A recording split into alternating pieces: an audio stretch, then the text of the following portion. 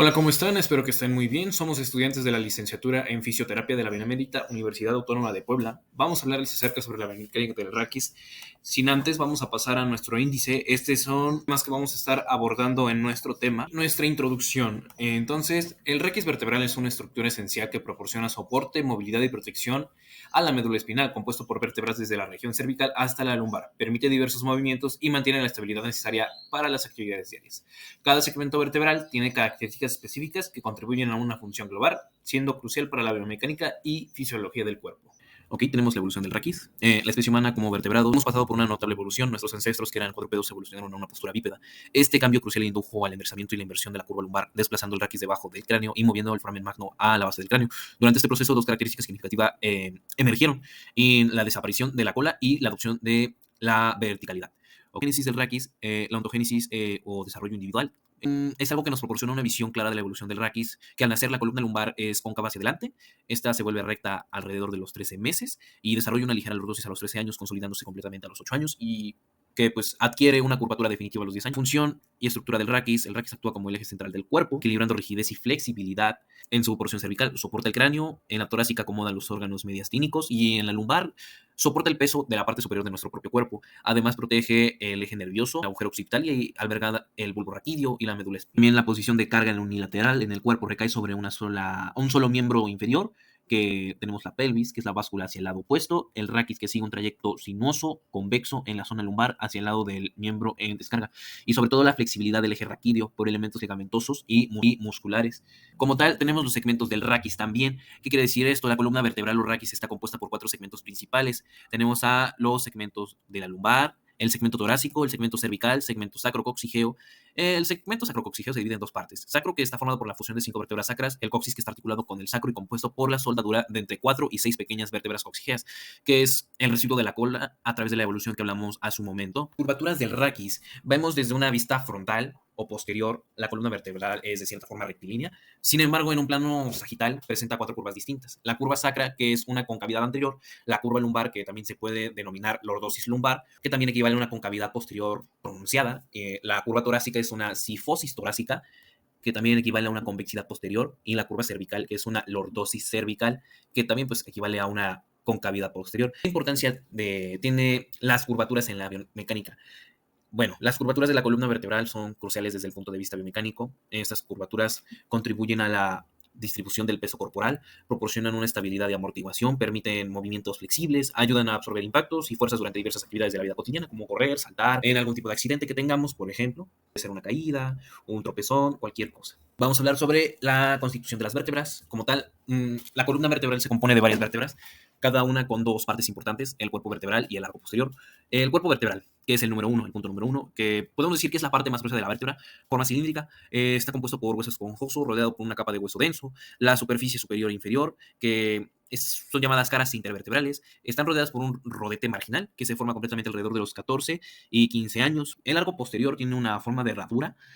Incluye el macizo de las apófisis articulares, los pedículos y las láminas. Parece que también presenta trabéculas verticales y 2 sistemas de fibras oblicuas. Bueno, y la movilidad y segmentos, según el autor Schmorl, hay un segmento pasivo, la vértebra misma, y un segmento móvil que incluye al disco intervertebral, el agujero de conjunción, las articulaciones higapoficiarias, el ligamento amarillo y el interespinoso. Las vértebras funcionan como una especie de palancas de primer grado. ¿Qué quiere decir esto? Que son interapoyo, donde las articulaciones higapoficiarias actúan como puntos de apoyo, amortiguando fuerzas de compresión axial. Elementos de unión intervertebral entre el sacro y la base del cráneo. La columna vertebral contiene 24 piezas móviles y numerosos ligamentos y elementos fibrosos, que están incluidos los ligamentos longitudinal anterior, el longitudinal posterior, ligamento amarillo, ligamento interespinoso, ligamento intertransverso y los ligamentos capsulares. Estos ligamentos proporcionan como tal una unión sólida y resistencia mecánica al raquis. Solamente pueden ser rotos por la causa de un trauma significativo, el cual puede pues, romper estas uniones, como por ejemplo tener las fuerzas de compresión, una fuerza de, no sé, en Kapanji, o en el libro de Kapanji, menciona que una fuerza de compresión axial de 600 kilogramos puede llegar a causar una fractura por aplastamiento en el cuerpo vertebral. Una fuerza de 800 kilogramos puede aplastar completamente el cuerpo vertebral y amenazar la médula espinal si invade el canal raquídeo. Nuestro arco posterior y los pedículos, tenemos las apófisis espinosas, las cuales se fijan en una línea media, y el arco posterior y los pedículos se encuentran en todos los niveles del raquis, con variaciones significativas. Las curvaturas del raquis, como tal, incrementan la resistencia del raquis a las fuerzas de compresión axial. Tiene dos curvas de resistencia que tiene 5 veces mayor que una columna rectilínea. Hay hay tres curvas: la lordosis lumbar, cifosis torácica y la lordosis cervical, lo cual también hablamos al principio de este video. Esto provoca que tenga una resistencia 10 veces mayor. Menciona o mide la importancia de estas curvas, que un raquis con curva normales tiene un índice del 95%. Ya al tener curvas acentuadas, quiere decir que es un índice inferior al 94 o 93, y las curvas poco pronunciadas, que son casi rectilíneas, es un índice superior al 96%. Este autor, llamado Delmas, demostró que un raquis con curvas pronunciadas es funcional y dinámico con un sacro horizontal, y también que con curvas poco acentuadas es funcional y estático que con un sacro vertical o dorsoplano. Continuamos con esta parte del video sobre la estructura de la vértebra. Entonces, vamos a hablar sobre el estado de precompresión de disco y la autoestabilidad de la articulación discovertebral. Como tal, la distribución de la carga, el núcleo pulposo llega a soportar un 75% de carga en compresión axial y el anillo fibroso a un 25%. La presión interna del núcleo pulposo mantiene una presión interna debido a su hidrofilia, mejorando su capacidad para resistir fuerzas de compresión y flexión. Tal, una presión del disco intervertebral, que es un componente de nuestras vértebras. Entonces, como función, es la pretensión en el disco permite que resista fuerzas asimétricas y mantenga la estabilidad. Al tener pérdida de hidrofilia, como por el paso del tiempo de la edad, lo que disminuye una capacidad de pretensión de núcleo pulposo, reduciendo también la flexibilidad de la columna, lo que haga que impida que nuestro movimiento normal de agacharnos, de tener movilidad libre, esta vaya siendo limitada con el paso de los años. Las variaciones del disco según el nivel. Existe un experimento llamado de Hirsch, es importante mencionar esto, que menciona que hay unos tipos de reacciones elásticas del disco. Al existir sobrecargas, pueden dañar al anillo fibroso, lo cual puede llevar al deterioro del disco bajo fuerzas repetidas. Es algo que se está repitiendo durante constante tiempo, pero con cargas superiores. Entonces, esto puede contraer problemas. Hablar sobre el grosor o las variaciones del disco según el nivel. Lumbar aproximadamente es de 9 milímetros. La región torácica es aproximadamente de 5 milímetros. Son cantidades bastante pequeñas. La región cervical es aproximadamente de 3 milímetros. ¿Okay? Nuestra proporción disco corporal y movilidad, también tenemos que mencionar que existe un 2/5 de disco corporal, que es el más móvil. En el raquis lumbar, la relación disco corporal de un tercio es menos móvil que el cervical.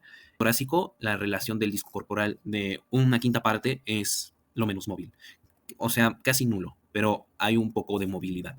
Continuamos hablando. La ubicación del núcleo pulposo es importante, ya que el raquis cervical a 4 décimas partes del borde anterior y a 3 décimas partes del borde posterior encontramos el núcleo pulposo, al igual a la distancia del borde anterior y posterior que está desplazado hacia atrás. Esto es en parte del raquis torácico, y en el raquis lumbar a 4 décimas partes del borde anterior y 2 décimas del borde posterior, así como lo mostramos en la imagen que está en pantalla. Esta parte de lo que les mencioné anteriormente, es que era necesario mencionárselos, estamos tratando, porque pues intervertebral posee un gran significado, porciones, ubicaciones y su grosor, y al igual también el impacto en las articulaciones apofisiarias, lo que existe una disminución del grosor del disco, y también puede llegar a afectar relaciones articulares, causando apertura posterior de la interlínea que existe. Continuamos con el comportamiento del disco intervertebral en los movimientos elementales.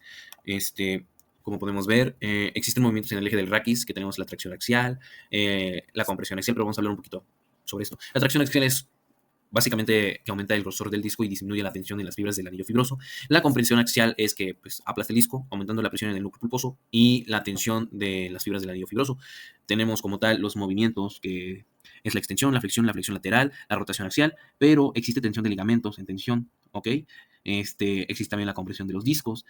La presión aumenta en el disco del lado de la concavidad durante la flexión lateral, y la sustancia comprimida tiende a escaparse hacia la convexidad, causando la rotación vertebral en esa dirección que está. Como tal, la extensión disminuye el espacio intervertebral por detrás y proyecta el núcleo pulposo hacia adelante. La flexión desplaza el núcleo pulposo hacia atrás, aumentando la tensión en las fibras posteriores del anillo fibroso. La flexión lateral del núcleo pulposo se desplaza hacia la convexidad de la curva, estabilizando la columna. La rotación axial tensa las fibras del anillo fibroso, aumentando la presión interna del núcleo pulposo. Y bueno, como tal, la rotación automática del raquis durante la inflexión lateral, sus mecanismos de rotación son la compresión de los discos, que pues como lo mencioné anteriormente, la presión en la concavidad durante la flexión lateral causa la rotación vertebral hacia la convexidad, la tensión de los ligamentos pues buscan el camino más corto hacia la línea media y contribuyen a la rotación. Tiene que ver algo un poco la escoliosis, al igual, la rotación permanente se asocia con o inflexión permanente del raquis evidenciada o en perfiles asimétricos durante la flexión anterior del tronco. Ok, y en el raquis lumbar existe 5 grados de rotación axial, clásica existen 35 grados de rotación axial también. En la raquis cervical es de 45 a 50 grados, así que puede variar. Entonces, la rotación axial entre la pelvis y el cráneo alcanza o supera ligeramente los 90 grados, siendo la rotación total raquis toracolumbar apenas alcanza los 90 grados. Eso es debido a que la rotación axial es menor en esta región. En la apreciación clínica de las amplitudes globales del raquis, tenemos la flexión del raquis toracolumbar, ¿ok? Existe una medición de ángulo que es entre la vertical y la línea que une al trocánter mayor. Y en la acromión, considerando la flexión de cadera, tenemos la distancia de dedos del suelo, evaluar la distancia entre los dedos y el suelo o su posición en relación con la rodilla o la pierna, que es lo que estamos observando en la imagen de enfrente, que está agachando es una chica la que está haciendo este movimiento.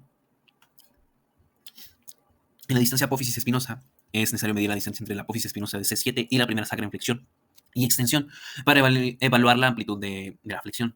En la extensión del raquis toracolumbar, la medición del ángulo entre la vertical y la línea que une el trocánter mayor y el acromión en máxima tensión, y en el ángulo de extensión total del raquis cervical aislado o realizar el movimiento de hacer el puente, así se llama, para evaluar la extensión y flexibilidad. Y bueno, veamos la inclinación lateral del raquis toracolumbar. Tenemos la medición del ángulo, que es formado por la vertical y la línea que une al extremo superior del surco interglúteo y las apófisis espinosas del C7, ¿ok? Tenemos los niveles de los dedos, que es localizar el nivel alcanzado por los dedos de la mano en relación con la rodilla del lado de la inclinación, ¿ok? Entonces, vamos a pasar con nuestra siguiente parte. La anatomía de la cintura pélvica. Tenemos una cintura pélvica que también es conocida como pelvis. Forma la base del tronco y conecta los miembros inferiores del tronco, por tanto el peso del cuerpo. Está constituida por 3 piezas óseas, 2 huesos ilíacos, pares y simétricos. Tenemos el sacro impar y simétrico, que está compuesto por la unión de 5 vértebras sacras. Así es, y pues su función es la envoltura, sujetar y contener las vísceras del abdomen. Perdón. La arquitectura de la cintura pélvica, el sacro está centrado, simétrico, sus huesos coxales están articulados por detrás con el sacro, presentan 2 partes muy planas, las 2 superficies superiores forman un ángulo obtuso que está abierto por delante, los 2 superficies inferiores forman un ángulo obtuso y la pelvis garantiza una doble función que es la función mecánica como parte esquelética del tronco y la envoltura que mencioné hace un momento. Tenemos las superficies articulares de la articulación sacroiliaca. Tiene una carilla articular del hueso coxal situada en la parte postero superior, en la cara interna del hueso ilíaco. Tiene una forma de media luna de concavidad postero superior. Cabe resaltar que existe también un dimorfismo sexual en la pelvis. La pelvis femenina es un poco más ancha y extensa que la de un hombre. También en su base más amplia del triángulo inscrito, su abertura superior más ancha y abierta, como se mencionó anteriormente, y esto facilita el parto. La pelvis masculina es más alta que la femenina. Los ligamentos de la articulación sacroiliaca, la superior del ligamento iliolumbar, también está conocido el as inferior del ligamento iliolumbar, los ligamentos iliotransversos conjugados, entre la parte inferior del borde externo del sacro y la gran escotadura asiática. Se extienden 2 importantes ligamentos, que son los ligamentos sacroespinoso y sacrotuberoso. Y pues como tal, la biomecánica de la cintura pélvica y del raquis lumbar es fundamental para entender la distribución de fuerzas y la estabilidad de nuestro cuerpo. La pelvis actúa como un punto de transferencia de fuerzas entre el tronco y los miembros inferiores, y la articulación sacroiliaca juega un papel bastante crucial en este tipo de dinámica. La definición y mecanismo según la teoría clásica, el movimiento de contanutación, este movimiento lleva a cabo desplazamientos inversos, el sacro al pivotar en torno al ligamento sacroiliaco interóseo, de modo que el promontorio se desplaza hacia arriba y hacia atrás y el extremo inferior del sacro y el vértice inferior del coxis se desplazan hacia abajo y hacia adelante. Las crestas ilíacas se separan y las tuberosidades isquiáticas se aproximan. Durante el movimiento de nutación, el sacro gira constituido por el ligamento sacroiliaco interóseo, de tal modo que el promontorio se desplaza hacia atrás. En el transcurso de este movimiento se bascula el diámetro anteroposterior de la abertura superior de la pelvis, esto quiere decir que aumenta una distancia considerada. El movimiento de nutación está limitado por la tensión de los ligamentos sacrotuberoso y de los frenos de nutación, los haces antero superior y antero inferior del ligamento sacroiliaco anterior. La influencia de la posición sobre las articulaciones de la cintura pélvica. En bipedestación simétrica, las articulaciones de la cintura pélvica están solicitadas por el peso del cuerpo. El mecanismo de estas presiones se puede analizar en una visión lateral. El sacro se ve solicitado en el sentido de la nutación debido al peso del tronco, pero este movimiento está limitado por ligamentos que impiden la separación del sacro respecto a la tuberosidad isquiática. Además, la reacción del suelo y la transmisión de fuerzas a nivel de las articulaciones de las caderas forman un sistema articulado que influye en el en el equilibrio pélvico, disculpen la palabra. También en apoyo monopodal durante la marcha, las articulaciones sacroiliacas se ven solicitadas en forma opuesta en cada paso, debido a que las fuerzas ejercidas por el peso del cuerpo y la reacción del suelo transmitida por los miembros inferiores puede afectar la articulación de la sínfisis púbica y la estabilidad de las articulaciones sacroiliacas, especialmente si hay una lesión o dislocación. En decúbito, se sitúan las articulaciones sacroiliacas que varían según la posición de las articulaciones de la cadera, ya sea en flexión o extensión. Estos movimientos y posiciones tienen implicaciones en el parto y también en la mecánica de la pelvis durante este proceso. Pues tenemos con este lado la pared pélvica, que además se En una visión interna de la hemipelvis derecha se observan el hueso coxal derecho y el sacro junto con dos ligamentos sacrociáticos, el ligamento sacroespinoso y el ligamento sacrotuberoso. Estos ligamentos delimitan dos agujeros, uno superior en la gran incisura y otro inferior en la pequeña incisura, que conectan la cavidad pélvica con la raíz del miembro inferior. Además de estos elementos se añaden dos músculos en esta visión interna de la hemipelvis derecha, el músculo piriforme y el músculo obturador interno. También se observan otros dos músculos motores del miembro inferior, que son los flexores, que pasan por debajo del arco inguinal y por encima de la rama horizontal del pubis. El músculo ilíaco y el músculo psoas mayor son los músculos que unen para formar músculos iliopsoas que se insertan en el trocánter menor. Por último, en esta visión interna se muestra la inserción del músculo elevador del ano, que forma la pared inferior de la pelvis. Este músculo forma parte del cierre inferior del abdomen y contribuye a sostener las vísceras abdominales y pélvicas. El diafragma pelviano inferior es una visión posterior. En una visión posterior inferior externa de la pelvis se destaca la amplia carpa muscular del músculo elevador del ano. Forma un cierre similar al diafragma torácico con la función de separación y contención visceral. Este cierre incluye una amplia hendidura llamada hendidura urogenital, que tiene una estructura diferente en hombres y mujeres, pero que en ambos sexos rodea al ano con el asa especial del músculo elevador. Este músculo es crucial para el control anal y la defecación. El perineo femenino, en su visión posterior inferior externa izquierda de la pelvis femenina, se detalla la estructura del perineo en dos planos. El plano superficial está formado por el músculo transverso superficial del perineo. El plano profundo está compuesto por dos músculos, el músculo transverso profundo del perineo y el músculo isquiocavernoso, que envuelve el cuerpo cavernoso y forma el clítoris. Entre estos dos planos se extienden las fases superior e inferior del diafragma urogenital, que sobrepasan ligeramente por detrás de los músculos transversos. Entonces, en el centro de este dispositivo se encuentra el anillo fibroso central del perineo, crucial para la solidez del conjunto. En los volúmenes abdominopélvicos, el volumen abdominal está situado encima de la abertura superior y es claramente mayor que el volumen de la pelvis menor, que se encuentra por debajo. La abertura media delimitada por el borde inferior de la sínfisis púbica y la abertura inferior delimitada por el borde inferior de la sínfisis púbica. Y pues el parto, el perineo femenino, debido a sus características anatómicas y funcionales, puede verse afectado por trastornos funcionales relacionados con la edad y múltiples embarazos, pero como el prolapso de los órganos pélvicos, la vejiga, la uretra y el útero, debido a la debilidad de la hendidura urogenital. Como lo menciona aquí, durante el proceso de la expulsión, la posición vertical y la flexión de las caderas favorecen la nutación y la apertura inferior. Los músculos más eficaces en este proceso son los músculos amplios del abdomen, especialmente el transverso del abdomen, que desplaza el útero hacia el eje del conducto genital. El perineo masculino tiene una anatomía distinta al femenino, especialmente debido a la ausencia de la abertura genital y la presencia de estructuras relacionadas con el aparato reproductor masculino. Anatómicamente está compuesto por el músculo transverso profundo y superficial del perineo, e incluye también al esfínter anal y al músculo bulbocavernoso y bulboesponjoso. El control urinario de los hombres involucra el esfínter liso del cuello vesical, así como otros órganos específicos en el hombre. Entonces, las referencias externas de la pelvis del robo de Michaelis, el plano del Lewin-Neck, también lo vamos a estar viendo. Aquí vamos a hablar de ellos. Ay, pasó. Aquí está. Listo. ¿Ok? Normalmente en el raquis femenino y masculino se puede ubicar fácilmente el sillón raquídeo de la línea media entre las masas musculares paraespinales, que corresponde a la línea de las apófisis espinosas vertebrales. En el rombo de Michaelis, en una región anatómica importante que se utiliza para evaluar posiblemente deformidades de la pelvis en futuras parturientas, especialmente en casos de distosia. Se corresponde con el sacro y la unión lumbosacra y tiene relevancia para cirujanos y reumatólogos. Lewin, definido por los tres prominencias óseas de las espinas ilíacas anterosuperiores y el pubis. Este triángulo de Lewin-Heck también sirve como referencia para la determinación estereotáxica de la pelvis e intervenciones guiadas por ordenador. En nuestra construcción de las vértebras lumbares tenemos la cuerpo vertebral, las dos láminas, las apófisis espinosas, apófisis costales, apófisis articular superior e inferior. También tenemos el agujero vertebral. El sistema ligamentoso es el ligamento longitudinal anterior, ligamento longitudinal posterior, el ligamento amarillo, anterointerno, interespinoso, supraespinoso, intertransverso, anterointerno de la articulación sigapoficiaria. El movimiento de flexión en el cuerpo vertebral de la vértebra subyacente se inclina y se desliza ligeramente hacia adelante, disminuye el grosor y el disco de su parte anterior y lo aumenta en su parte posterior. El movimiento de extensión, que es el cuerpo vertebral de la vértebra subyacente, se inclina hacia atrás y retrocede, el disco intervertebral se hace más delgado en su parte posterior. Vamos a hablar de forma general sobre el raquis. El raquis presenta 4 curvaturas. La primera curvatura va a estar conformada por el coxis.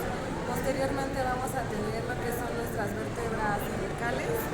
Estas vértebras cervicales van a darle una concavidad a nuestro raquis. Posteriormente tenemos a nuestro raquis torácico, que va a estar conformado por 12 vértebras y va a estar en una posición convexa. Después tenemos a lo que son nuestras vértebras lumbares. Estas van a ser 5 vértebras lumbares en contemplación con lo que es el atlas y el axis. En cada vértebra vamos a tener nuestro disco intervertebral, que nos va a ayudar o está conformado por una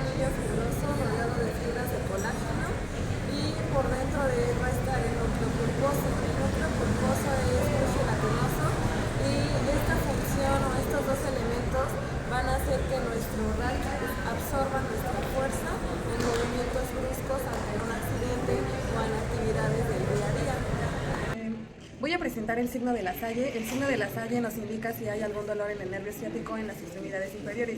Tenemos a nuestro paciente acostado en una posición de cúbito supino, en donde él nos indicará si hay algún dolor cuando eleve su miembro inferior a un ángulo de 45 grados. Él nos indicará si hay dolor en presencia de este nervio. ¿Y hay algún dolor? No. El paciente nos indica que no hay dolor, entonces nuestro resultado médico es negativo. Vamos a continuar hablando sobre los músculos de la pared abdominal, constituida por los músculos del recto y transverso del abdomen, el músculo oblicuo interno del abdomen y el músculo oblicuo externo del abdomen.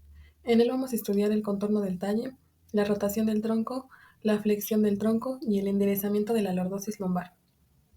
Tenemos que la forma del talle se determina en gran medida por la tensión de las fibras oblicuas de estos músculos, influenciada por los músculos anchos, especialmente el músculo oblicuo externo y el músculo transverso del abdomen, que forman una especie de faja abdominal. Estos músculos, junto con el tono adecuado del músculo oblicuo interno, son clave para mantener la forma y la tonacidad del abdomen. En la rotación del tronco tenemos que tener una rotación vertebral, en donde la rotación sobre el eje raquídeo es realizada por los músculos de las correderas vertebrales y los músculos anchos del abdomen. Los músculos transverso espinosos tienen una acción rotadora marcada, tirando hacia afuera de las apófisis espinosas de la vértebra suprayacente y causando una rotación hacia el lado opuesto en su contracción. Tenemos que para la flexión del tronco va a haber una acción como flexor del tronco en donde los músculos de la pared abdominal son potentes flexores del tronco, movilizando el raquis hacia adelante sobre las vértebras lumbosacras y toracolumbares. El músculo recto del abdomen es clave en esta acción al unir directamente las apófisis sifoides a la sínfisis púbica, realizando una potente flexión del raquis. Va a tener una doble acción, ya que estos músculos flexionan el tronco hacia adelante, enderezan el potente a la lordosis lumbar, contribuyendo así a mantener la postura erguida. Para el enderezamiento de la lordosis lumbar, tenemos que tener en cuenta que la curvatura del raquis lumbar no solo va a depender del tono muscular, sino que también va a tener ciertos músculos, los miembros inferiores unidos a la cintura pélvica, que nos van a dar este apoyo. En la posición asténica, la relajación de la musculatura abdominal conlleva una exageración de todas las curvaturas raquídeas, incluyendo la hiperlordosis pélvica o lumbar. La corrección de la aspersión pélvica se logra mediante la acción de los músculos extensores de la articulación de la cadera, como los isquiotibiales y el glúteo mayor, junto con los músculos del abdomen, especialmente los rectos del abdomen. Posteriormente tenemos lo que es la prueba de Valsalva, en donde durante los esfuerzos de levantamiento se desarrolla instintivamente una presión abdominal o maniobra de Valsalva, que implica el cierre de la glotis y otros orificios, generando una presión abdominal que suaviza la presión sobre los discos vertebrales. La carga sobre el disco intervertebral no solo soporta el núcleo pulposo, sino que este último soporta aproximadamente el 75% de la carga, mientras que el anillo fibroso soporta el 25% restante. La prueba de Valsalva aumenta la presión en la cavidad abdominotorácica, convirtiéndola en una vía rígida que transmite fuerzas a la cintura pélvica y el perineo, permitiendo la comprensión en los discos vertebrales. Aunque la maniobra de Valsalva es útil para suavizar las fibras del raquis durante cortos periodos, puede causar hiperpresión en el sistema venoso cefálico, disminuyendo el retorno venoso, entre otros efectos negativos. Tenemos que mediante la bipedestación lumbar, el apoyo simétrico sobre los dos miembros inferiores, el raquis lumbar presenta una curvatura de concavidad posterior llamada lordosis lumbar. En la posición en jarra, en apoyo asimétrico sobre un solo miembro inferior, el raquis lumbar adopta una concavidad hacia el lado del apoyo, compensada por una curvatura opuesta en el raquis torácico y cervical. En bipedestación rectilínea, el equilibrio hacia adelante está controlado por la contracción tónica de los músculos del plano posterior, mientras que los músculos abdominales están relajados.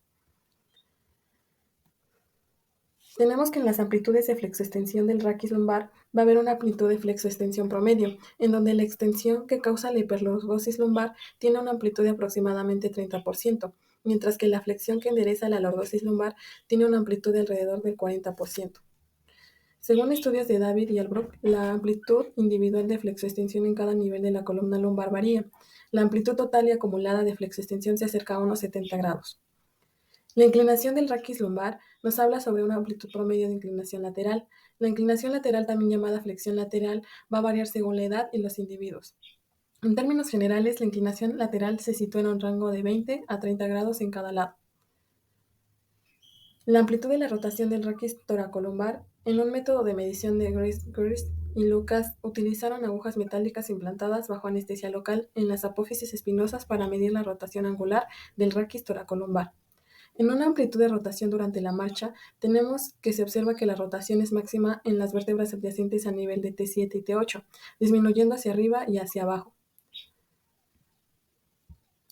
El agujero de conjunción y el cuello radicular. En él va a haber la salida del nervio raquídeo, en donde cada nervio raquídeo sale del canal vertebral a través de un agujero de conjunción, limitado por diversas estructuras como el contorno posterior del disco intervertebral, los cuerpos vertebrales, el pedículo de la vértebra adyacente arriba y abajo, y las articulaciones sigapofisiarias. La perforación del saco dural. En el agujero de conjunción, el nervio raquídeo debe perforar el saco dural, que es la capa más externa y sólida del sistema nervioso. En la anatomía del canal vertebral tenemos que el canal raquídeo está tapizado por el saco dural y la rodea la médula espinal, que tiene sustancia gris en el centro y sustancia blanca en la periferia. El nervio raquídeo pasa entre el disco intervertebral por delante, cubierto por el ligamento longitudinal posterior, y la articulación sigapofisiaria por detrás, protegido por la prolongación del ligamento amarillo. El desarrollo de la hernia discal se desarrolla en 3 tiempos, siendo necesario un deterioro previo del disco por microtraumatismos repetidos y la degeneración de las fibras del anillo fibroso. Se produce tras un esfuerzo de levantamiento con el tronco inclinado hacia adelante. La flexión del tronco disminuye la altura de los discos y abre el espacio intervertebral, lo que permite que la sustancia nuclear se proyecte hacia atrás. En el primer tiempo, la sustancia nuclear se proyecta hacia atrás a través de desarrollos del anillo fibroso. En el segundo, al levantar el peso, la presión axial aplasta el disco y desplaza violentamente la sustancia del núcleo pulposo hacia atrás. Tenemos diferentes tipos de hernia discal. La hernia intraesponjosa, que es la presión axial, puede provocar el hundimiento de las mesetas vertebrales, denominado hernia intraesponjosa. La degeneración del anillo fibroso. A partir de los 25 años, las fibras del anillo fibroso comienzan a degenerar, lo que puede llevar a desgarros entre sus capas. En los síntomas tenemos que la hernia discal puede causar dolor lumbar, lo que es la lumbalgia. Cuando afecta las fibras nerviosas del ligamento longitudinal posterior, si comprime el nervio raquídeo puede provocar radiculalgia, como la ciatología en el territorio del nervio ciático, que a menudo se acompaña de dolor lumbar lumbociática. La importancia de la exploración. Es importante tener en cuenta que una hernia discal en su nivel puede afectar a múltiples raíces nerviosas, por lo que la exploración quirúrgica debe ser precisa para no pasar por alto lesiones localizadas en segmentos superiores o afectadas de manera diferente. Tenemos que el raquis torácico, eje de la parte superior del cuerpo, siendo el soporte del tórax, estará compuesto por 12 pares de costillas articuladas con 12 vértebras, teniendo una función para la respiración y ocupado por el aparato cardiorrespiratorio, siendo el raquis el más móvil en sentido de la rotación que el raquis lumbar. A su vez, estará sujetado a través de su caja torácica, la cintura escapular. Podemos notar que en una visión desarmada, la vértebra torácica posee, al igual que todas las vértebras, un cuerpo vertebral, con excepción de que este es proporcionalmente más alto, con un contorno anterior y lateral muy excavado. En su parte posterior lateral de las mesetas vertebrales se puede observar una carilla oval recubierta de cartílago para las articulaciones costovertebrales más adelante explicadas. Posterolateralmente del cuerpo vertebral se implantan los dos pedículos. Por detrás del mismo estarán las láminas vertebrales, siendo más anchas que altas y están inclinadas. En una cara anterior presentan una carilla articular oval, plana y ligeramente cóncava. Estas se articulan con las carillas superiores de la vértebra subyacente para formar la articulación sigapofisiaria. Es importante mencionar que la última vértebra torácica, duodécima vértebra torácica, es una vértebra de transición con el raquis lumbar. El movimiento de extensión entre dos vértebras torácicas se acompaña de una inclinación hacia atrás del cuerpo vertebral de la vértebra superior.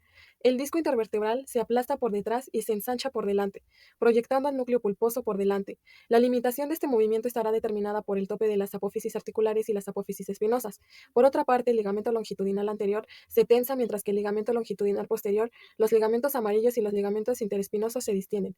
En el movimiento de flexión entre dos vértebras torácicas estará dado por una apertura posterior del espacio intervertebral con desplazamiento del núcleo hacia atrás.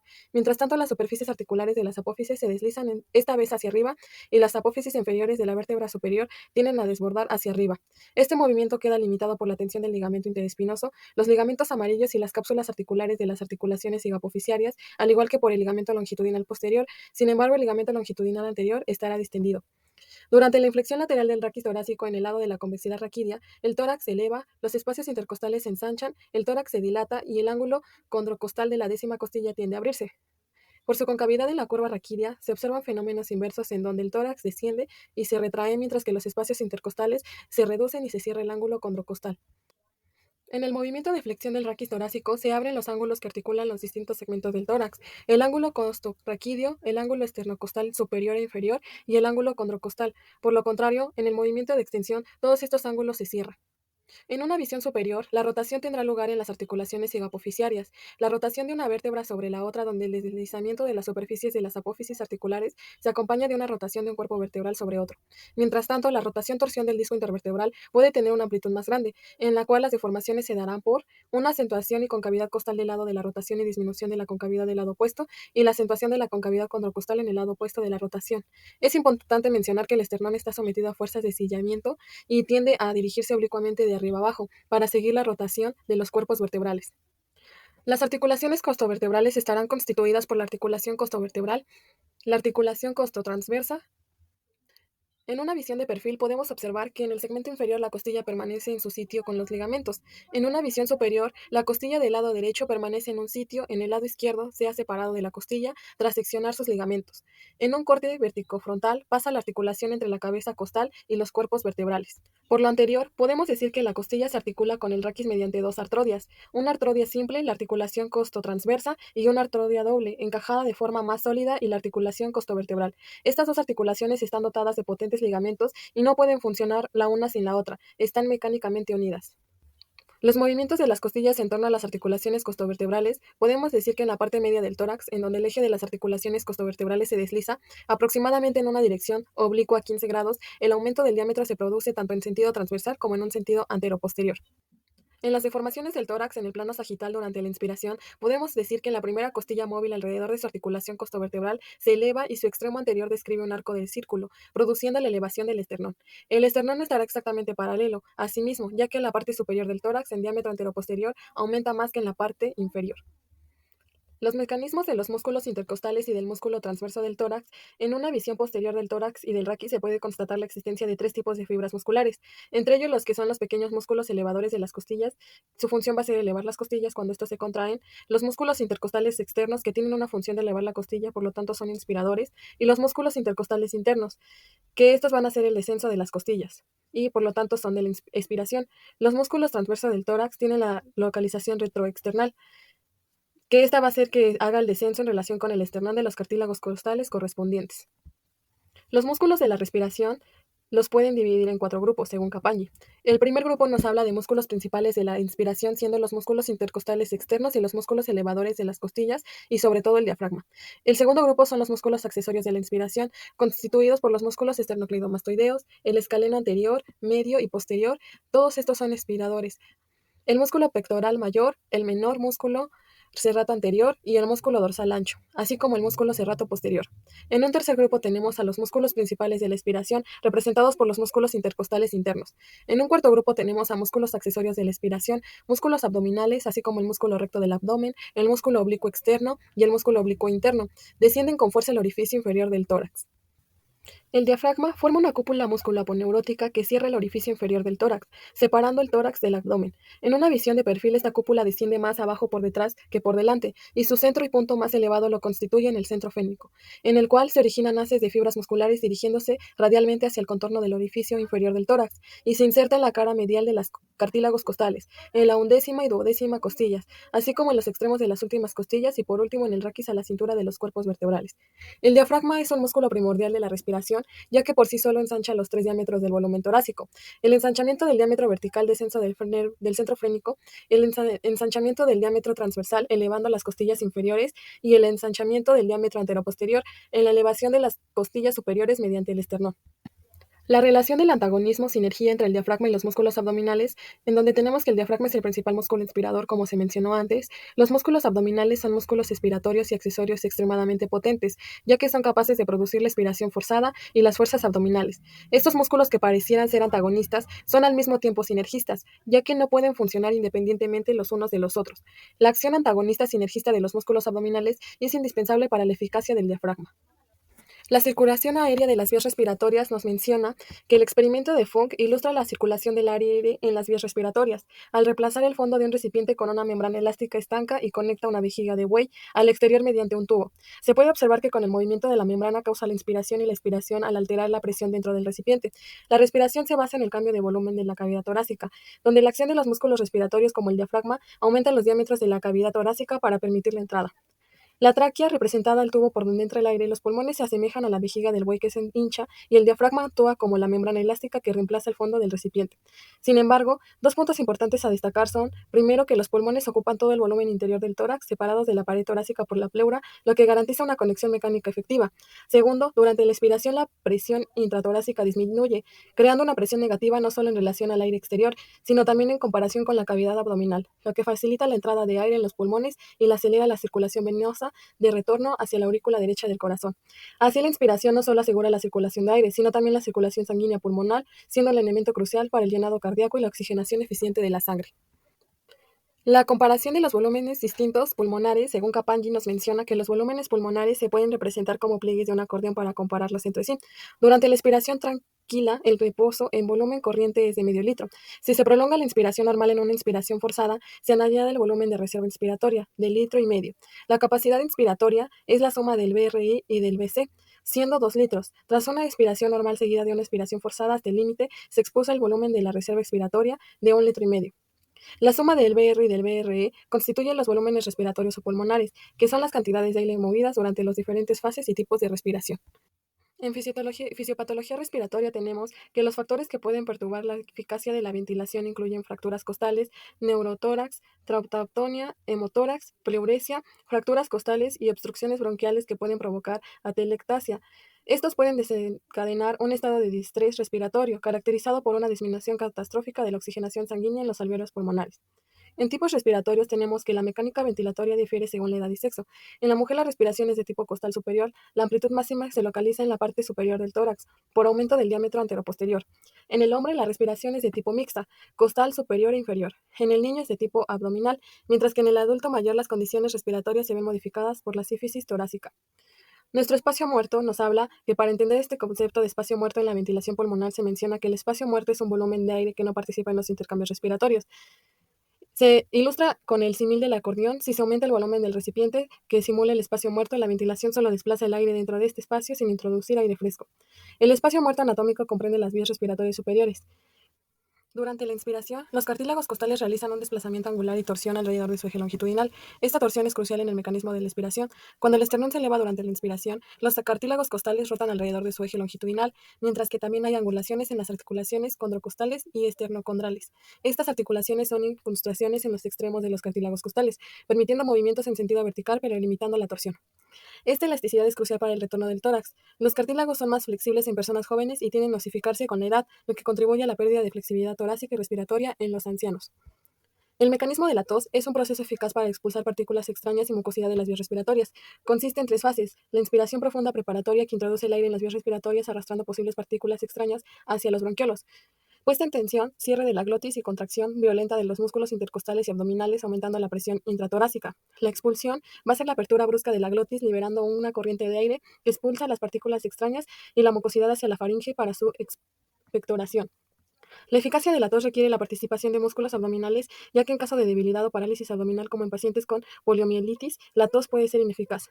La tos es un acto reflejo desencadenado por zonas sensitivas en la bifurcación traqueal, con vías sensitivas a través de los nervios neumogástricos. Sus centros están en el bulbo y afectan a los nervios laringeos, intercostales y abdominales. Su mecanismo delicado puede perturbarse fácilmente.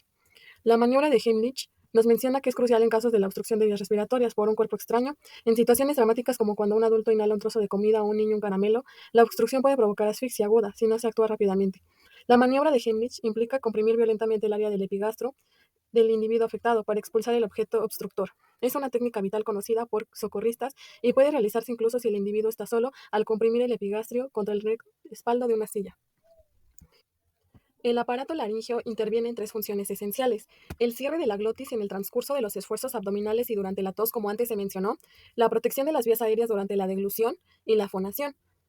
Para comprender el funcionamiento del aparato laringeo, necesitamos saber que el cartílago cricoides tiene forma de anillo y se articula con el cartílago tiroides y los cartílagos aritenoides. El cartílago tiroides forma un ángulo poliedro y contiene los cuernos mayores que se unen en el hueso ilioides. Las cuerdas vocales inferiores se insertan en la parte inferior de su cara posterior. Los cartílagos aritenoides tienen forma piramidal con varias apófisis. Además, se observan los músculos cicloactenoideo lateral y cricotiroideo. El orificio epigrótico está formado por estos cartílagos y músculos, permitiendo la entrada de aire durante la respiración normal y cerrándose durante la deglución para desviar los alimentos hacia la faringe. La glotis, el orificio en la laringe que controla el paso del aire, funciona mediante la contracción de diferentes músculos. Cuando los músculos crioqueratinoideos posteriores se contraen, los cartílagos aritenoideos se giran, separando las apófisis vocales y abriendo la glotis. Por otro lado, la contracción de los músculos cricoaritenoideos laterales hace que los cartílagos aritenoideos pivoten en sentido opuesto, cerrando la glotis al aproximar las cuerdas vocales. Durante la fonación, este cierre de la glotis y la tensión de las cuerdas vocales producen un sonido más agudo. Bueno, la mecánica de nuestro segmento del tórax está constituido por 12 vértebras, las cuales van a estar unidas a las 12 pares de costillas, lo cual sirve como un sostén para la caja torácica. Su función como tal va a ser la rotación, pero en ella viene los ligamentos anterior y posterior, lo cual va a causar una rotación. Y como tal, la vértebra número 12 o duodécima, es una vértebra de transición con el raquis lumbar. Bueno, y ya para finalizar, vamos a pasar con nuestro tema de raquis cervical, el raquis cervical en conjunto.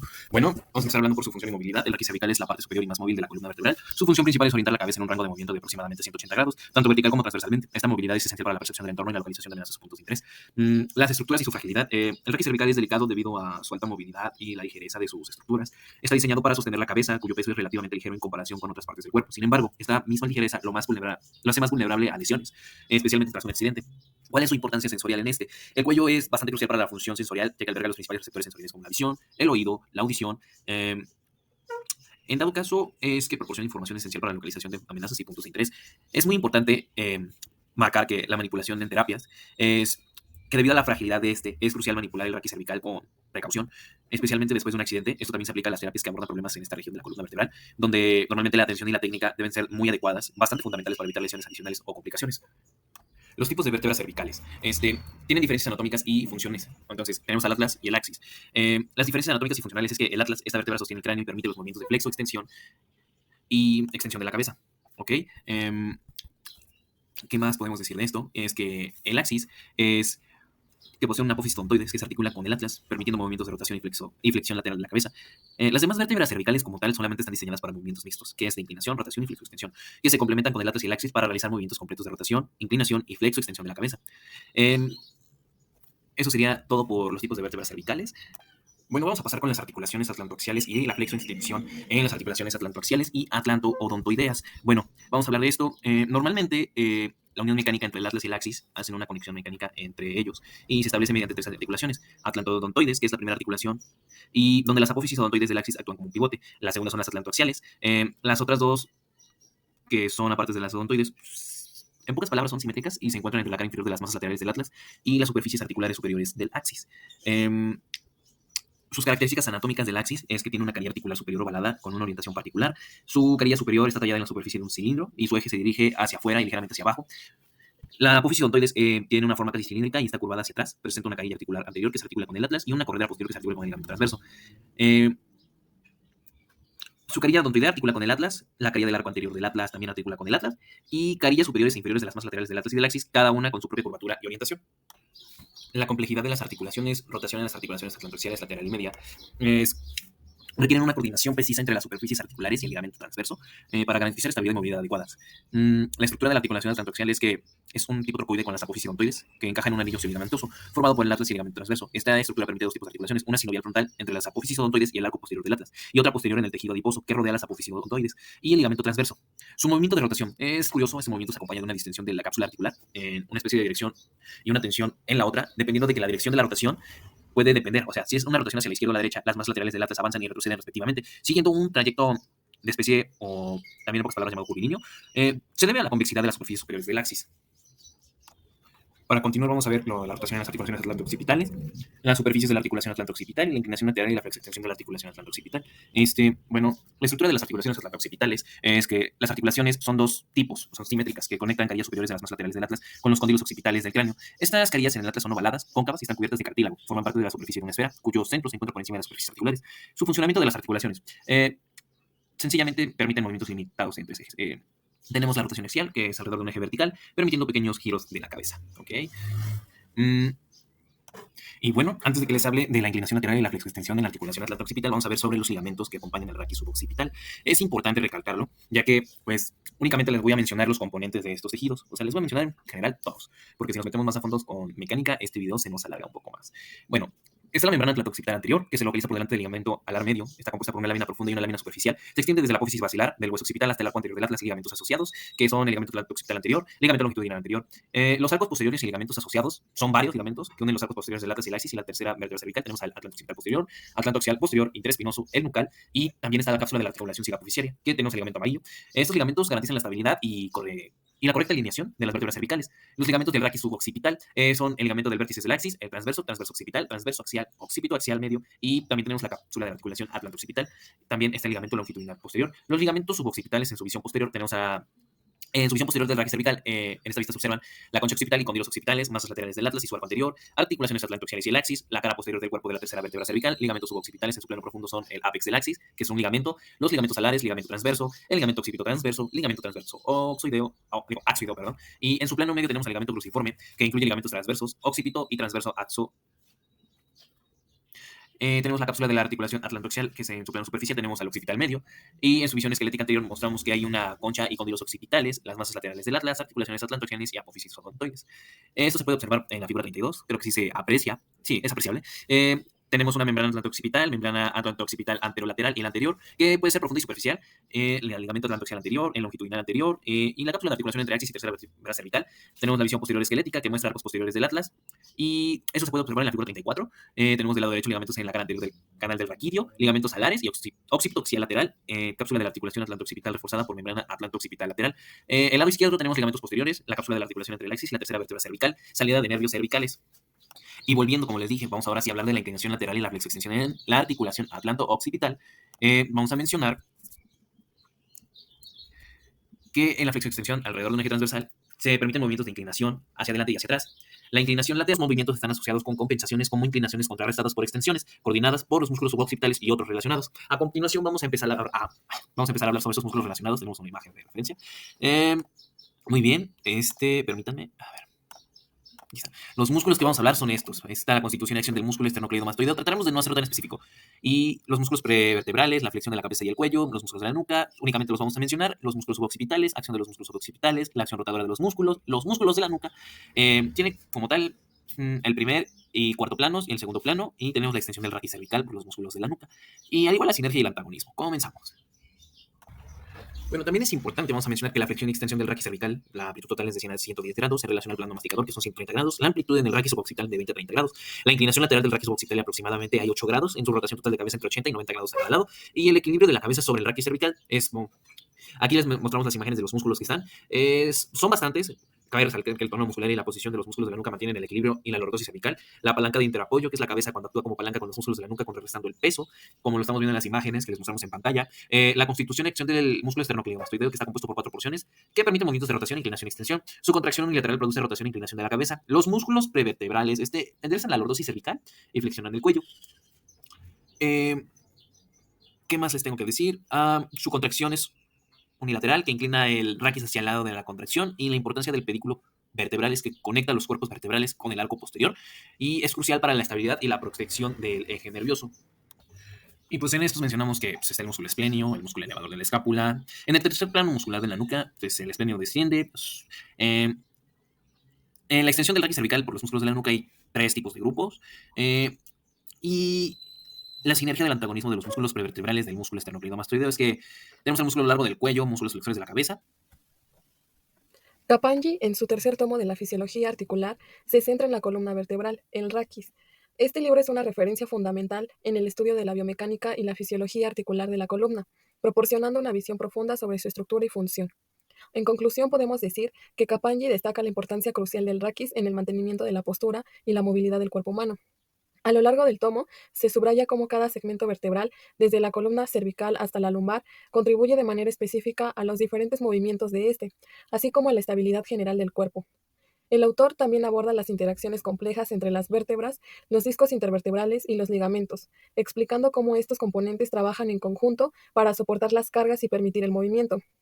Además, Kapandji pone énfasis particular en las patologías comunes de la columna vertebral, ofreciendo una comprensión detallada de cómo las disfunciones pueden afectar la biomecánica y la fisiología del raquis, permitiendo una comprensión profunda de la función y las disfunciones de la columna vertebral, destacando su papel esencial en la biomecánica del cuerpo humano y proporcionando una base sólida para el estudio y la práctica clínica en el ámbito de la salud y la rehabilitación. Gracias por ver nuestro video.